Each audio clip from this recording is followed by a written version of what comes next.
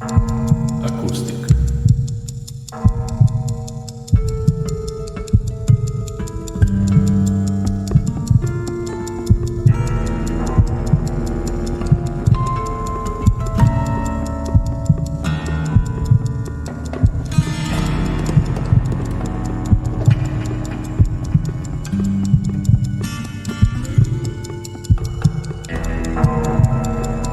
Unutrašnja akustika.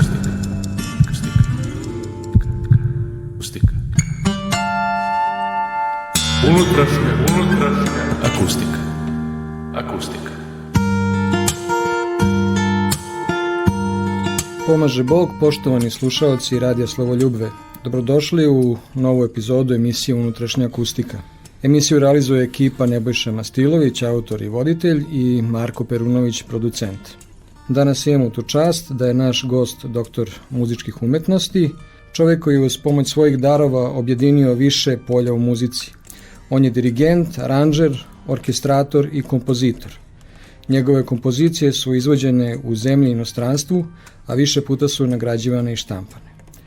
Naš današnji gost je Milorad Marinković. Milorade, pomaže Bog i dobro nam došao.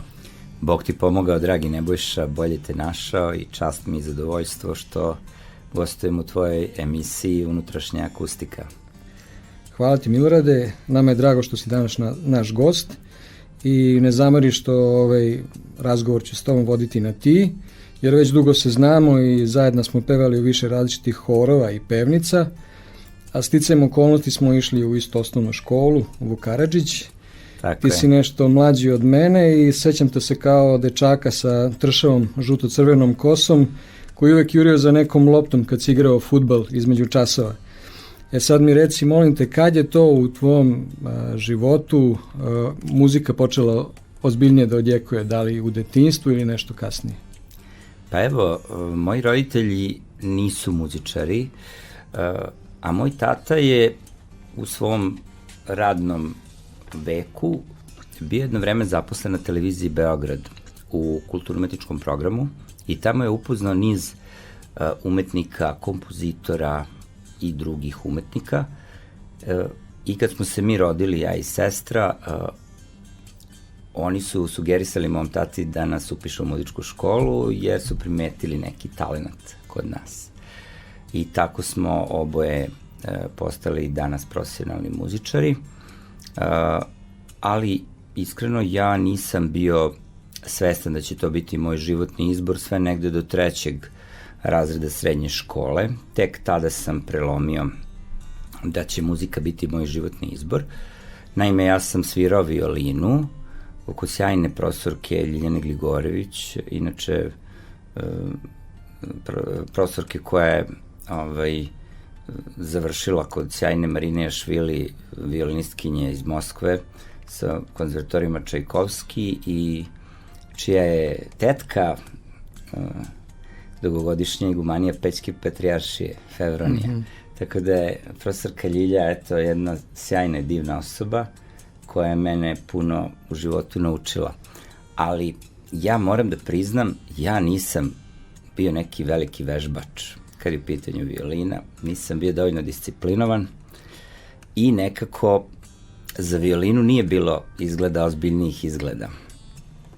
A onda u 2. srednje, 3. srednje zainteresovao sam se za klasičnu muziku jako ozbiljno, počeo intenzivno da slušam i poželao najpre da budem dirigent, a vrlo brzo i kompozitor, i onda je ta želja da budem kompozitor prevladala, tako da sam nakon završene srednje škole upisao odsek za kompoziciju na Fakultetu muzičke umetnosti u klasi profesora Rajka Maksimovića 94. godine. Tako da puno je tu bilo dobrih ljudi, profesora koji nisu štedeli svoje vreme da mene i moje prijatelje, kolege koji su takođe sa mnom bili u srednjoj muzičkoj, da nas obuče, da nas nauče i mimo časova nešto, jer naše interesovanje je bilo veliko. Pomenuo bi tu profesorku Branku Radović, profesorku Biljanu Vasiljević i profesora Zorana Komadinu, i tako da smo mi na neki način pod njihovim mentorstvom zaista toliko puno toga saznali u srednjoj muzičkoj školi Mokranjac. Da li su oni umeli da osete ili da prepoznaju šta je neki dar kod svakoga od vas, zašto je neko talentovan?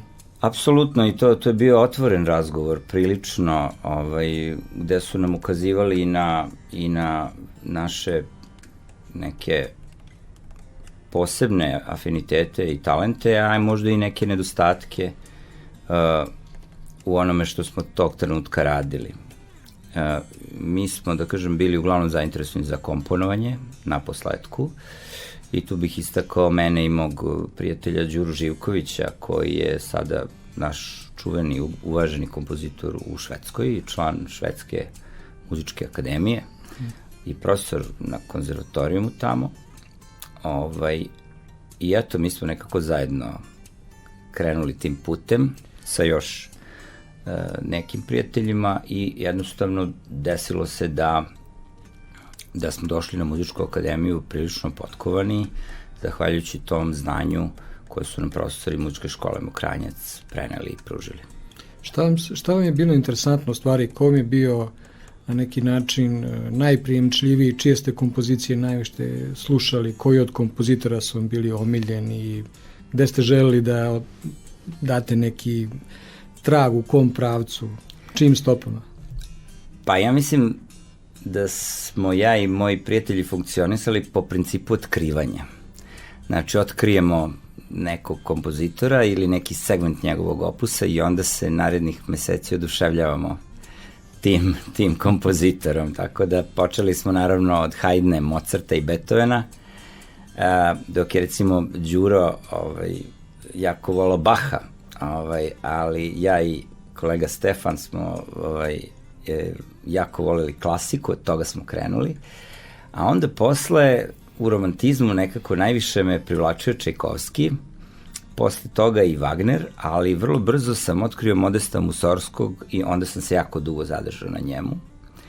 A onda smo otkrivali kompozitore 20. veka, najpre Šostakovića, koji nam je bio onako dugo najomiljeniji kompozitor 20. veka, onda Prokofjeva, Bartoka, pa Stravinskog, naposledku i sve druge, Mesijana, Šemberga i Lutoslavskog i Pendereckog i tako dalje, tako da smo zajednički otkrivali, jedni drugima otkrivali ono što smo slušali, tako da smo već negde na kraju srednje škole poznavali skoro muziku svu 19. i 20. veka.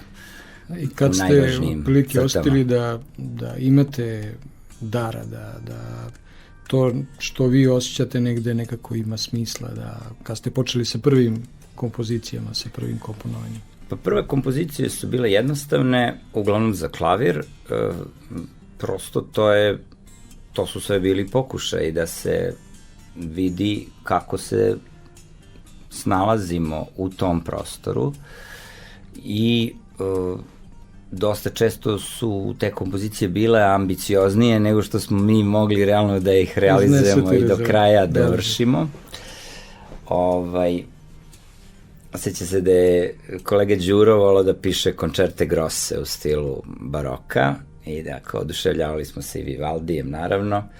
A onda u jednom trenutku, već kad sam upisao akademiju, na prvoj godini otkrio sam pravoslavnu duhovnu muziku, zahvaljujući časovima hora kod Darinke Matić-Marović, gde smo na horu pevali Opelo Stevana Hristića, koje mene potpuno oduševilo, i onda sam jedno dugo vreme posvetio proučavanju horske pravoslavne duhovne muzike i od tog trenutka to je mene, da kažem, zaokupilo u jednoj ozbiljnoj velikoj meri. Neko moje prethodno slušačko iskustvo bilo vezano za Modesta Musorskog i za njegovu operu Boris Godunov i njegove solo pesme, u kojima takođe sam pronašao elemente koji postoje i u pravoslavnoj duhovnoj muzici. Tako da su to bila velika i jarka otkrića, koja su verovatno do dan danas ostavila traga na moje stvaralaštvo. ti si diplomirao kompoziciju 2000. godine, Tako je. a kako si došao u priliku da komponuješ, odnosno deo tvog opusa se našao na toj Sveto-Simeonovskoj akademiji? Kako je došlo uopšte do toga da imaš priliku da sa svojim komponovanjem se predstaviš? To je bilo na Kolarčevom Narodnom univerzitetu, ako se ja dobro sećam.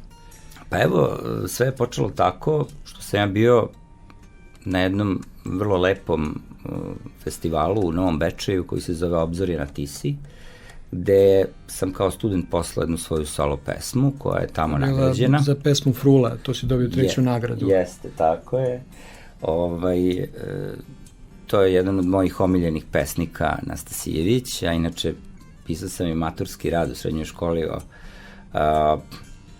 savremenim srpskim pesnicima i to mi je, da kažem, neka početna ideja vodilja traganja za tekstovima i poetskim inspiracijama koje će postati integralni deo mog stvaralaštva. Tako da komponovao sam tu pesmu na prvoj godini studija i ona je izvedena na tom jednom malom, ali vrlo lepom festivalu i lepo je što manji gradovi u Srbiji imaju neka svoja autentična kulturna dešavanja, kao što je taj festival Obzore na Tisi, gde se izvode premijerno solo pesme srpskih autora i još neka muzika, okupljaju se svakako umetnici i tu sam upoznao pokojnog kompozitora Zorana Hristića, koji je u to vreme bio čuveni svojim radom na televiziji, za film, a i komponovanjem, kompozicija klasične muzike, duhovne muzike. On je komponovao delo Sila krsta posvećeno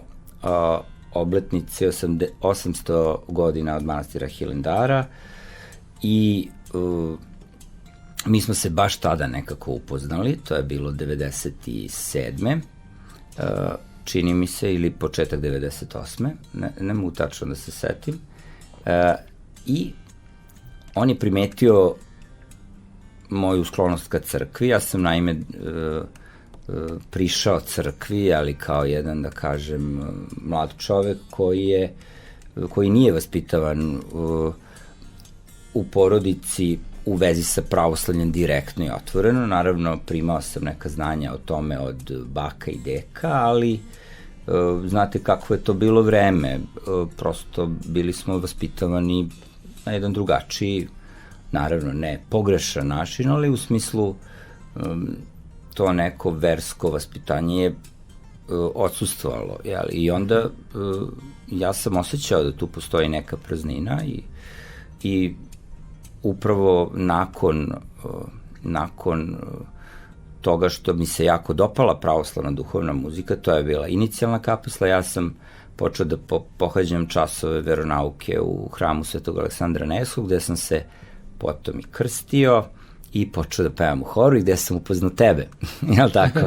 I oca Arsenija i svu tu, da kažem, čitav niz još divnu omladinu, divnih ljudi koji su, da kažem, u suštini prišli crkvi ne toliko zbog tradicije, koliko zbog ličnih uverenja.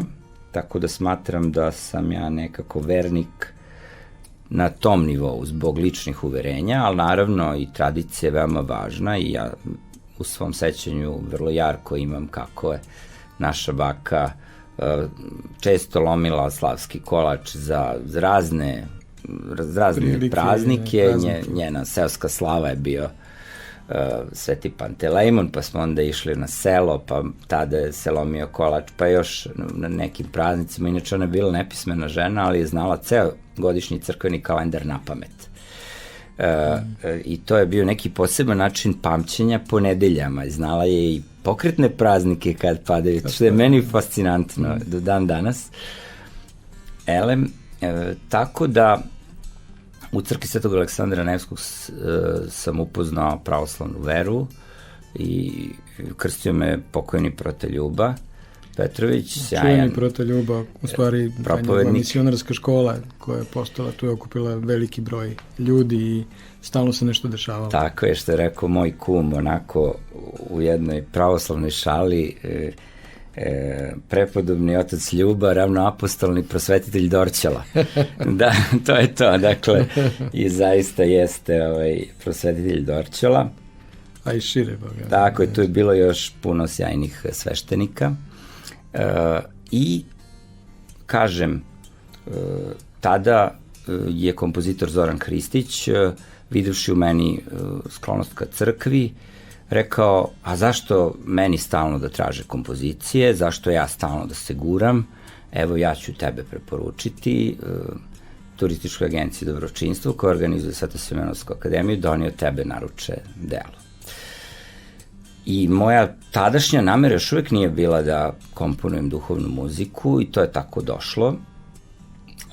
I naravno ja sam to shvatio kao neki priziv od Boga i maksimalno sam se potrudio da to prvo delo koje sam komponovao bude što je moguće bolje i impozantnije. I Zoran Hristić zaista bio oduševljen kada je došao na probe zaveštanja Svetog Simona Mirotočivog, tako se zove to moje delo, koje je izvela na Kolarcu 99. mesec dana oči bombardovanja Darinka Matić-Marović. To je zaista bio veliki, lep uspeh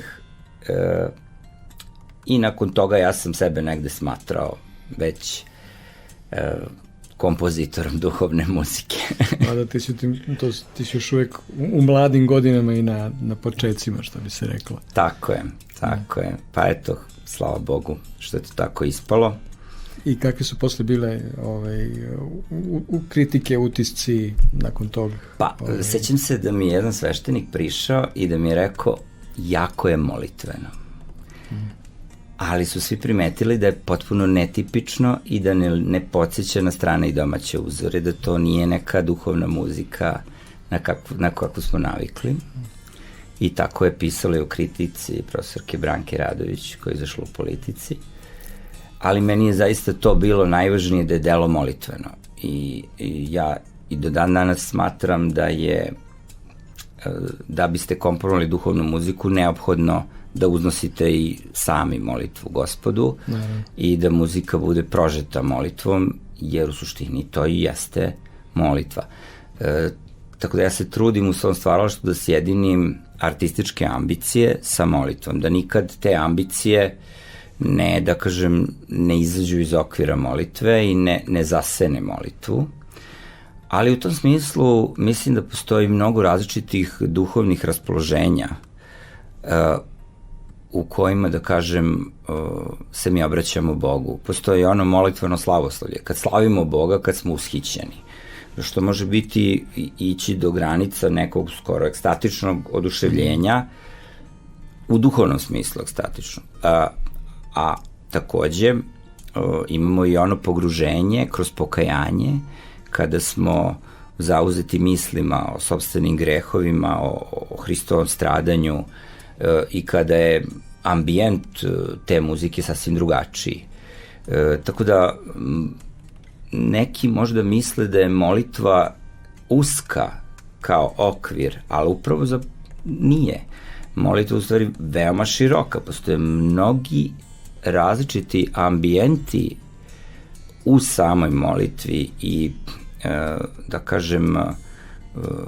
iako molitvoslavlje u pravoslavnoj crkvi ponekad može da deluje prilično unificirano, je li tako, u jednom raspoloženju, ja upravo kao kompozitor, čitajući tekstove svetih molitvi, sam primetio da svaka molitva ima neko svoje posebno raspoloženje, neki svoj poseban ugao na koji se obraća Bogu, iz kog se obraća Bogu. Tako da u tom smislu ja sam želeo u mojoj muzici da se tu čuje moj individualni ugao, kako ja doživljavam tu molitvu, ali da zapravo to zaista bude molitveno, bez ideje da se nekakvi elementi artizma nađu kao prepreka molitvi. Ja bih voleo da ovde sad napravimo jednu muzičku pauzu i da čujemo jednu tvoju kompoziciju. Radi se o kompoziciji Sveta mučenica Fevronija. Ona je izvođena na letnoj duhovnoj akademiji u manastiru Studenica, na tekst Svetog vladike Nikolaja, Tako a je. dirigent je bila Katalin Tasić. Katalin Tasić.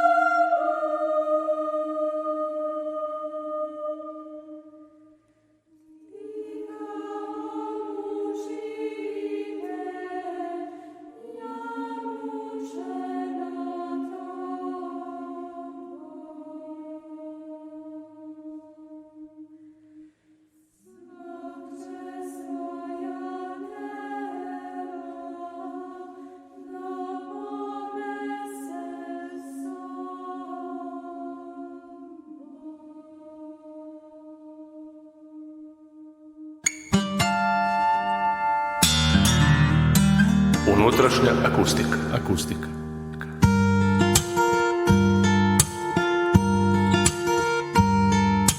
Poštovani slušalci, slušate emisiju Unutrašnja akustika, a naš današnji gost je Milorad Marinković. Milorad, evo, pričali smo o ovom nekom pogledu na komponovanje. Ono što sam ja hteo da kažem, da ti trenutno si u zvanju redovnog profesora na Fakultetu muzičke umetnosti u Kragujevcu. Tako je, to je zapravo filološko-umetnički fakultet. Interesantan je to fakultet. Kako si došao u poziciju da baš tamo predaješ, odnosno kako se desilo da baš tamo dobiješ zaposlenje? Pa ja sam tada, kad sam dobio zaposlenje na Filumu, radio u baletskoj školi kao korepetitor. Pošto imao si čitav niz zaposlenja kao profesor u srednjim muzičkim, baletskim školama. Tako je. Pa onog trenutka kad sam ja upisao magisterijum na odseku za kompoziciju kod profesora Vlaste Trajkovića, onda samim tim se proširio opseg tih radnih mesta gde sam ja mogao da apliciram kao student magistarskih studija i pojavilo se to radno mesto u Kragujevcu. Tada sam bio samo saradnik u nastavi, ali prosto uslov je bio da studirate magisterijum. Naprosto tako to ide kada je napredovanje na akademskom nivou u pitanju, dakle traži se za umetnike bar magisterijum, poželjen je sad i doktorat, za naučnike je obavezan doktorat. Tako da svi koji žele da rade na fakultetu moraju imati, da kažem, malo više obrazovanja i malo više iskustva, a meni lično jako značilo to što sam imao radno iskustvo u srednjoj školi, u osnovnoj školi, u baletskoj školi i da kažem, zahvaljujući mojim kolegama koji su me preporučili i koji su mi rekli da tamo postoji upražnjeno mesto, ja sam postao profesor na Filumu. Na Filološko-umetnički fakultet inače jako interesantan fakultet, on je fakultet nekog univerzitetskog tipa, on je kao mali univerzitet, jer imamo odseke za filologiju, odsek za primenjenu likovnu umetnost i odsek za muziku. Znači, to je 3 u 1 fakultet. I to je u suštini najveći fakultet na Kragujevačkom univerzitetu. Mi svake godine imamo oko 1000 studenta i evo, pre neki dan smo obeležili 21. godišnjicu rada i postojanja Filuma. Nažalost, Filološko-umetnički fakultet još uvek nema svoju zgradu i to nam je najveći problem, pa evo, iskoristio bih i ovom prilikom da upoznam javnost sa time da Filološko-umetničkom fakultetu treba zgrada i da svi koji mogu da nam pomognu da do tog cilja dođemo, da je to Filološko-umetnički fakultet jedan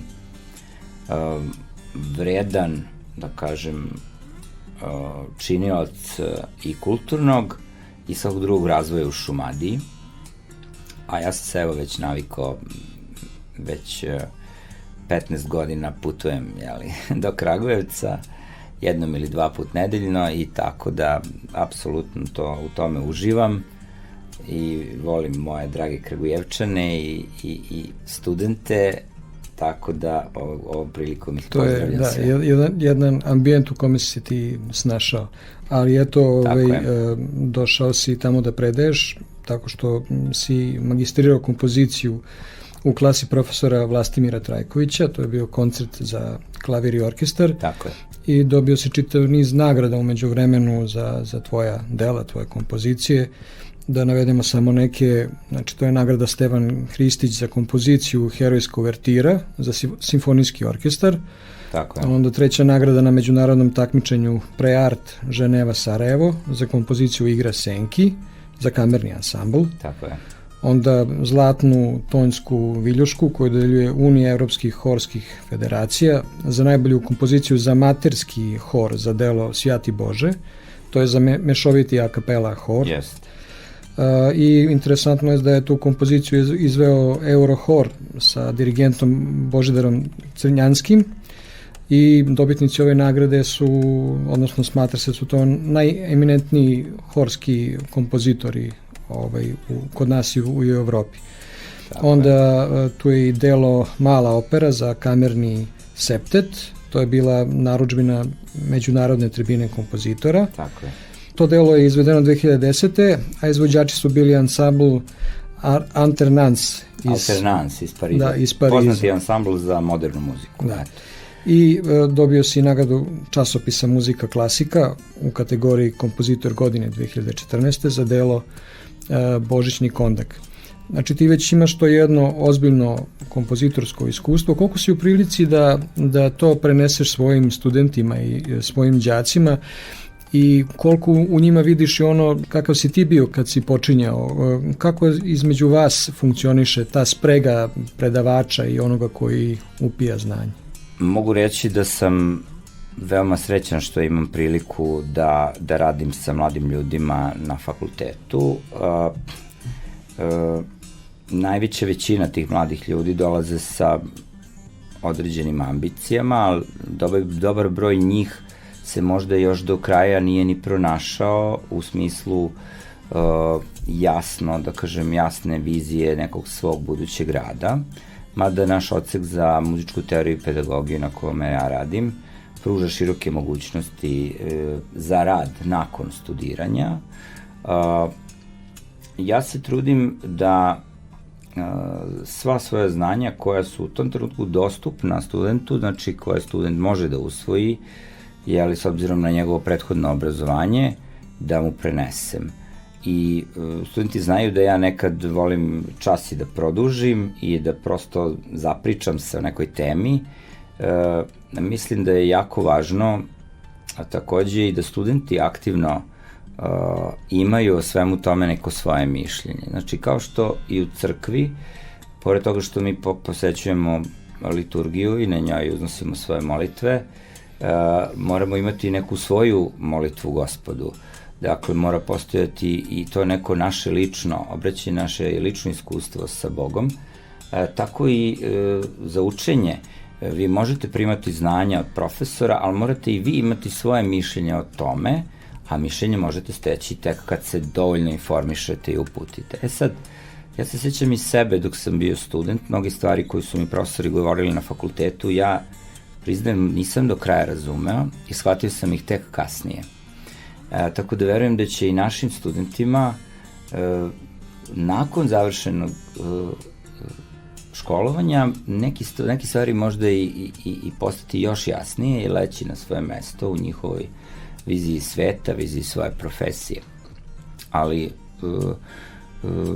mogu takođe reći da su studenti veoma raznovrsni sa svojim, da kažem, ambicijama i sa svojim sposobnostima i sa znanjima koje imaju, tako da se trudim da kod njih pobudim želju za razgovorom, za diskusijom i da sami istražuju o tim stvarima koje im ja predajem. Takođe, trudim se... Jer ti im predaješ znači, analizu muzičkog dela i aranžiranje. Ja predajem analizu muzičkog dela, analizu muzičkih stilova i aranžiranje. I trudim se da im zaista sve neke tajne i pojedinosti tog zanata i tih predmeta koje predajem, da im prenesem.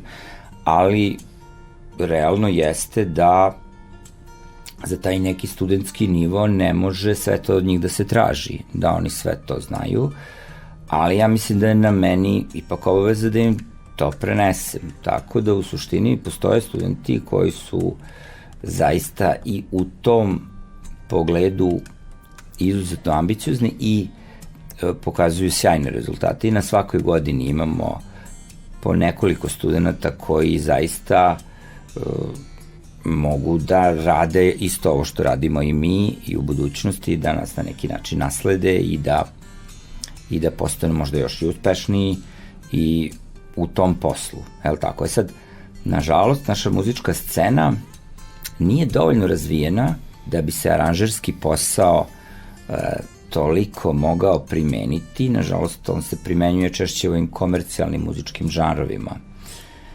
I ja se na neki način borim koliko god mogu da se u budućnosti više novca izdvaja za nekomercijalne muzičke žanrove, jer jednostavno upravo ti žanrovi su oni koji nas duhovno obogaćuju, uzdižu. To su ti umetnički u stvari. Jeste, znači to su žanrovi muzike koji ima određenu umetničku pretenziju. Nekomercijalni u stvari. Nekomercijalni, koji teško mogu da vrate novac koji njih uložen, i ako mogu da ga vrate, ne mogu da zarade nešto mnogo. Jel tako?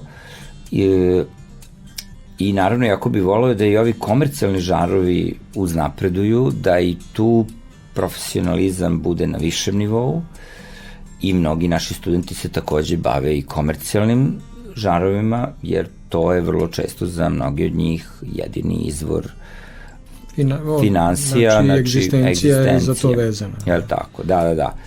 Takođe mislim da velika budućnost pripada muzičkoj pedagogiji, jer danas deca odrastaju uz ove elektronske uređaje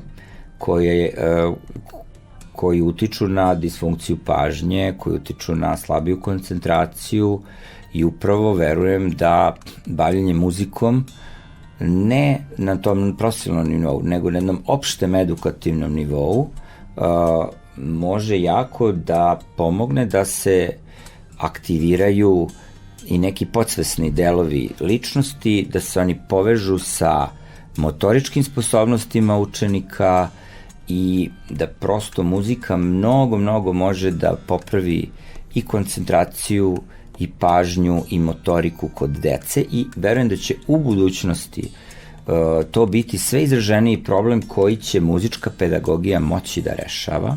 I ja se trudim svojim studentima da kažem, dragi kolege, ovo vam je možda potencijal za budućnost, i ovo aranžiranje njima jeste na neki način sporedni predmet, ali kažem, možda će neko od vas i od aranžiranja sutra jesti svoj hleb. Ja lično bi jako volao kada bi naš muzički život bio bogatiji, kad bismo mogli više da prerađujemo postojeća dela, da pravimo aranžmane tih dela i da se ta dela izvode sa različite instrumentalne sastave, pa samim tim i da aranžeri mogu da neku svoju egzistenciju vežu za taj svoj aranžerski rad i u ovim nekomercijalnim žanrovima.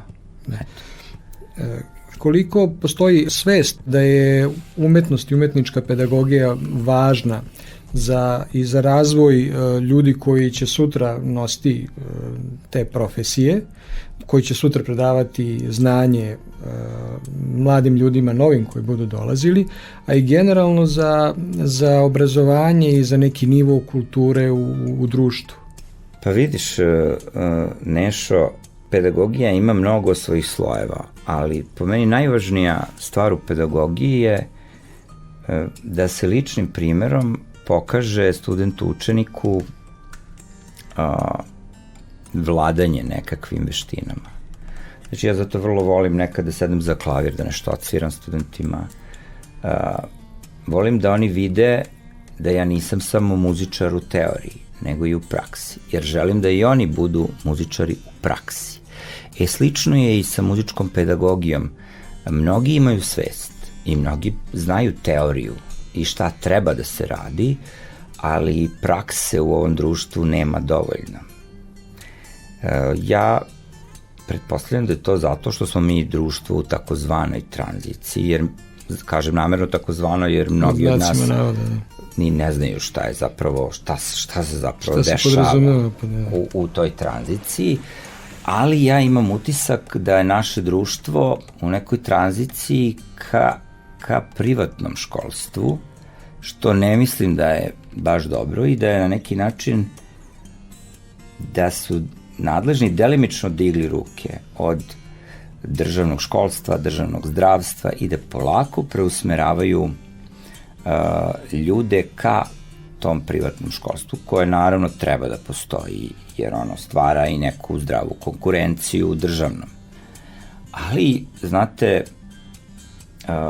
mnogi nastavni planovi i programi nisu prilagođivani promenama na tržištu rada, a te su promene ogromne sad sa ovom tehnološkom, informatičkom revolucijom, Tako da u kontekstu toga, eto, ja i jedan kolega sa svoje strane smo od prošle godine započeli da držimo neke seminare pri Zavodu za unapređenje nastave, seminare za nastavnike, obuka za aranžiranje u digitalnom prostoru, aranžiranje muzike na određenim softverskim platformama. Ali taj naš kurs je, ajde da kažem, više informativnog karaktera i suštinski to je jedan od aspekta gde ta muzička pedagogija može da ide, ali još važniji aspekt je pozicija muzike u društvu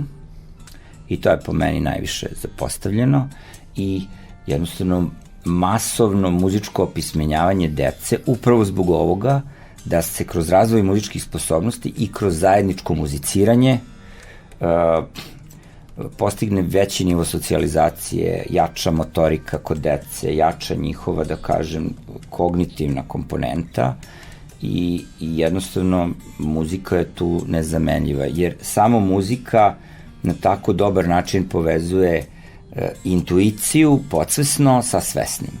Samo muzika to čini i na neki način postoje i oni ljudi za koje kažemo da nemaju sluha ili nemaju talenta, ali ako jako žele, posle nekoliko godina mogu i oni probuditi tu vezu između svesnog i intuitivnog i oni takođe, njima takođe muzika može puno da pomogne. Tako da u tom smislu, pošto smo mi društvo u tranziciji i pošto nadležni nisu zainteresovani izgleda niti stručni dovoljno izgleda, nažalost, da upravljaju tokovima razvoja muzičke pedagogije, na primer, muzički pedagozi sigurno znaju, ali nadležni koji su iznad njih, pitanje koliko im pružaju mogućnosti sredstava da tu stvar razvijaju. Vi znate da je predmet muzička kultura skrajnut već godinama u osnovnim školama, a znate, vi danas imate tu jednu pojavu, mislim, znaš nešto, mnogi kolege koji predaju neke predmete u društveno-humanističkom polju ukazuju na tu krizu humanistike koju inicira ovaj korporativni model. Jer korporativnom kapitalizmu humanističke discipline nisu potrebne. Sve se vrti oko zarade i oko stvari koje su praktične. A takođe, mi smo svedoci da se radna mesta gde se manipuliše nečim, nekim stvarima ili aktima ili novcem, sve više zamenjuju informatičkim tehnologijama. Znači, vi sad imate chat botove sa kojima pričate preko nekakvog messengera, ne više sa živim ljudima. I sve firme rade jednu veoma lošu stvar. Smanjuju broj zaposlenih živih ljudi i nas prisiljavaju da koristimo razne aplikacije, da koristimo razne uređaje umesto živih ljudi. Znači, vi više ne idete u banku da podignete novac, nego idete na bankomat i tako dalje. I ta jedna tendencija će dovesti do toga, ja verujem, da samo umetnička profesija neće moći da se zamene tim nekakvim pomagalima i tehničkim sredstvima. Pomagalima, tehničkim sredstvima i da će takođe od tog takvog razvoja profitirati zanati koji se rade rukama. Znači, ručni rad, zanati za koje je potrebna realna veština ljudi. I gde ne mogu ljudi biti zamenjeni robotima. Tako da ja verujem da postoji jedna ozbiljna perspektiva za umetničke škole i za umetnike. Posebno u onom trenutku kada ova informatička tehnološka revolucija bude još više obezdušila ljude. Vi imate sada, nažalost, ove tragične događaje koji su se desili, koji govore o obezdušenju od malih nogu. Upravo ako, da kažem, to kulminira na jedan loš način, možda će se svest o potrebi angažovanja umetničkih pedagoga, umetnosti o potrebi prosto konzumiranja umetnosti, možda će ta svest porasti. Tako da ja nekako se nadam da će se okrenuti ovaj točak istorije koji vodi ka destrukciji lepih umetnosti, ka destrukciji kulture, kulturnih dešavanja i da će se opet pojaviti ne mala, nego ogromna potreba za nekakvim važnijim vrednostima od pukog životnog komfora. Je li tako? Da. Eto, nadamo se naravno da će prevladati ono što je dobro i da će prevladati ta svest o tome šta je zajednički interes. A pre nego što nastavimo razgovor, volio bih da čujemo kompoziciju za koju ste dobio zlatnu tonsku viljušku, a to je kompozicija za amaterski hor, kompozicija Svjati Bože.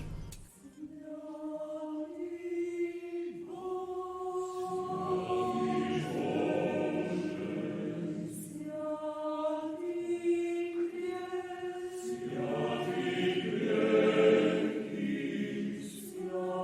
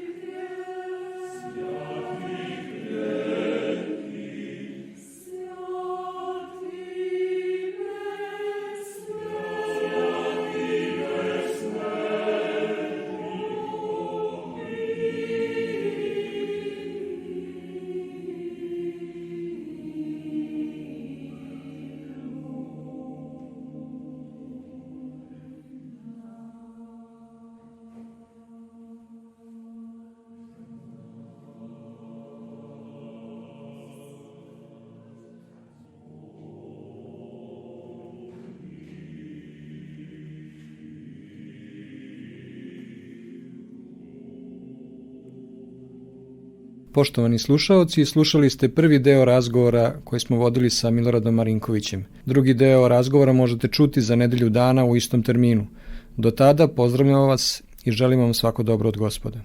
Unutrašnja akustika.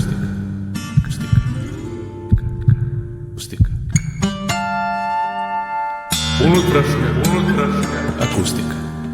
akustika.